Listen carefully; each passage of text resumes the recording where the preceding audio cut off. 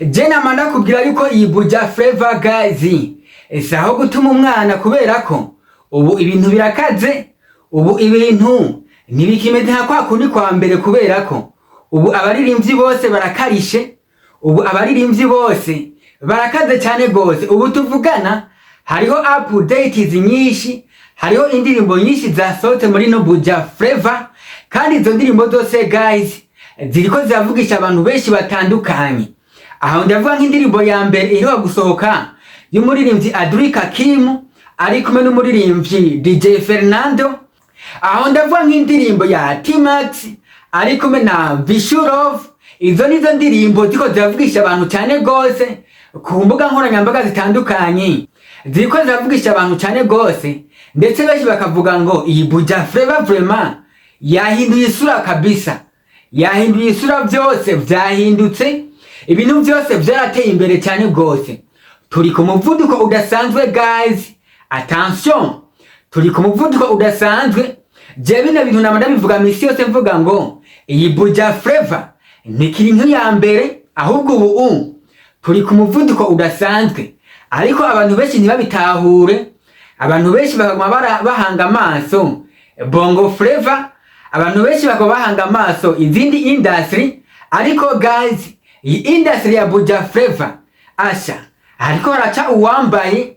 Reka ndakubwira yuko hariho n'abandi bariko barasohora, abariko baritegura gusohora indirimbo. Aho ndavuga nk'aba D1, aho ndavuga nk'indirimbo tugomba tuvuyeho gatoya y'umuririmbyi Kirikou akiri, umuririmbyi Kirikou akiri inyuma yuko duha hiti, inyuma yuko duha indirimbo idasanzwe, indirimbo ahanihe.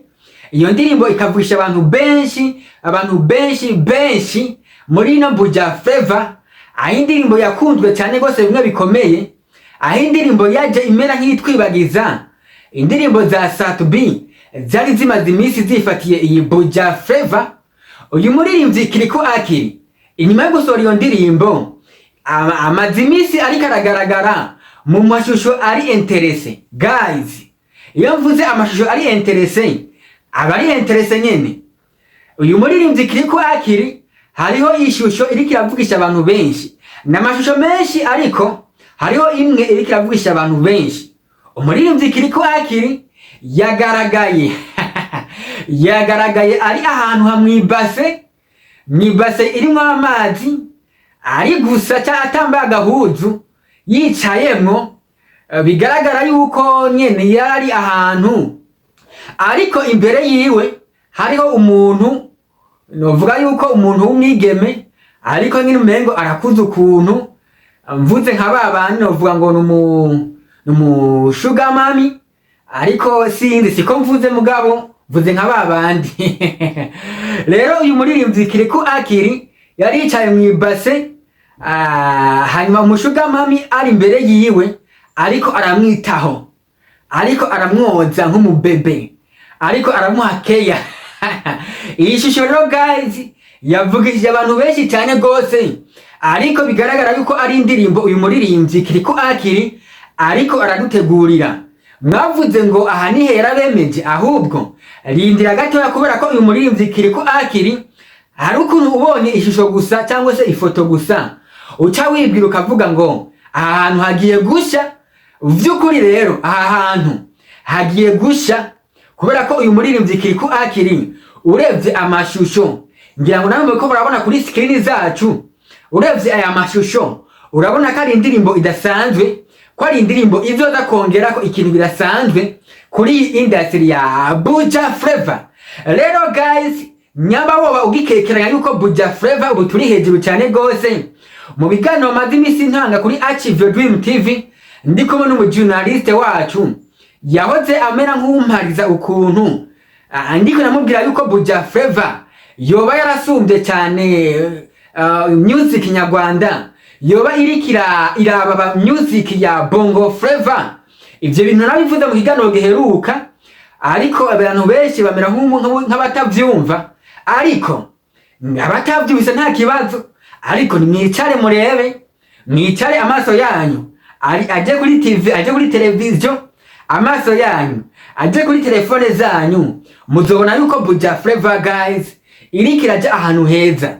Reka ndakubitsa yuko uyu muririmbyi Satbi isatura amabafre yaramaze iminsi yifatiye iyi Buja Flava aheruka gusimbira ngaho hakurya mu gihugu kibanyi cya Tanzania aho bamwakiriye neza cyane gose ku kimenyesha makuru gidasanzwe aho mu gihugu cya Tanzania. Ikimenyesha makuru gikaze cyane gose Simulizi na Sauti murakizi cyane gose yuko ari kinyamakuru kidasanzwe bamwakiriye neza kandi bamwakira mu cyubahiro kinini cyane gose ku buryo bavuze ngo vyukuri uyu mujama ariko arashira industry ndundi au niveau international. Abataracuma ni bagende bacumvirize nta kibazo, ariko jewe nzogomba babwira yuko iyi industry ya Buja Flava irikiraza ahantu guys, irikiraza ahantu heza cyane gose, ahantu industry zose ziko zirareba zivuga ngo industry ya Buja Flava kumbe ya ibi bifatanye n'iterambere ry'igihugu cyacu naryo ririko rateye imbere cyane gose. Rero urumva n'umuziki nawo ntiwasigaye inyuma, nawo uriko ratera imbere cyane gose. Reka rero mvuga yuko uyu muririmbyi D1 nawe ariko arategura indirimbo idasanzwe. Umuririmbyi D1 nawe yavuze ngo basore ibyo muriko murikoza byose, ibyo muriko murigira kuri ayo marezo sosio ni mu bikorana n'ingoga kubera ko jewe rinaza bizoca birangira bizoca bihera. Ibyo muriko murikoresha ni mu ndindire gatoya. Uwo ni D1 ariko arabwira abakunzi ba music ndundi, ariko nanone akaba bivuze kugira ngo atange attention yuko vuba cyane guys agomba duhe nawe umuzigo hamwe n'uyu musore cyangwa se umuririmbyi Kirikou akiri. Rero guys nakubwiye yuko updates ari menshi cyane gose, indirimbo zishasha ni nyinshi, indirimbo zigoma zisohoke ni nyinshi cyane gose.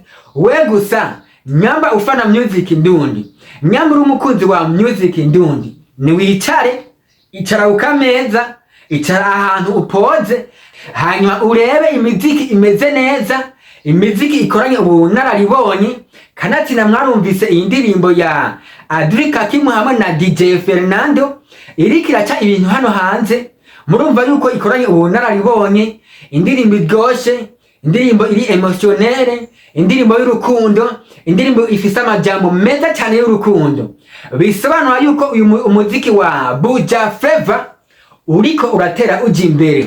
Reka uno munsi namazaniye ayo update atandukanye, ariko nanone mu biganiro bikurikira ndaza gufata umwanya mvuge ku muntu umwe wese, mvuge kuri D1, mvuge kuri Kirikou, mvuge kuri Satbi, mvuge ku muririmbyi uwo ari we wese, ibintu ariko arakora cyangwa se intererano ariko araterera ku muziki ndundi, ku muziki wa Buja Flava. Icyo no kubwira ngo gumana natwe kuri Achieve Dream TV.